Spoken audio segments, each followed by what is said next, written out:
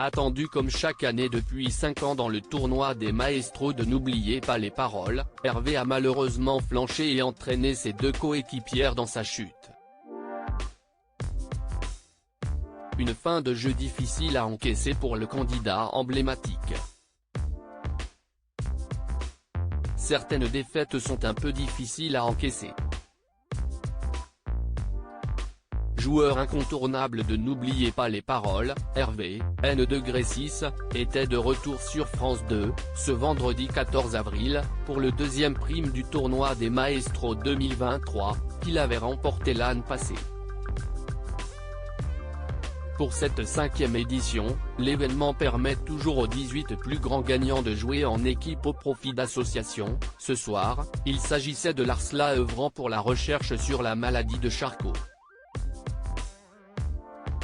La team portée par Hervé, Maureen, N°13, et Natacha, N°15, a malheureusement été écartée de la compétition.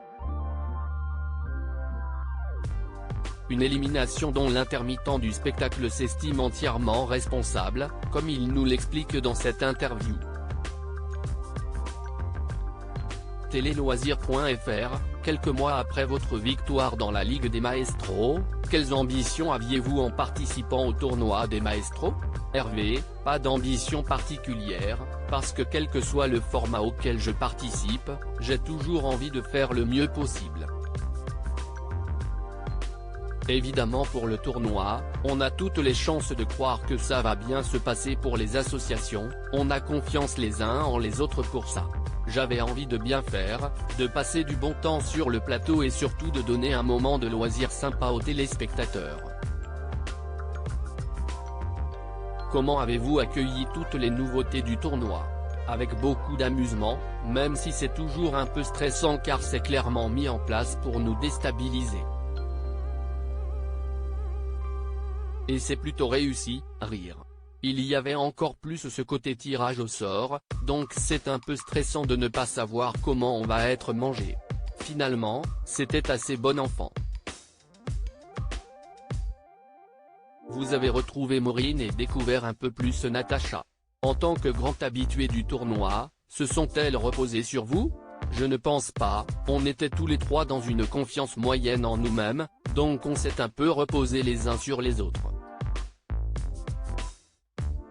Puis il a fallu faire des choix et comme j'étais censé être le chef d'équipe, parce que placé plus haut dans le classement, j'ai pris cette responsabilité-là quand il fallait la prendre même si je n'en avais pas très envie, rire.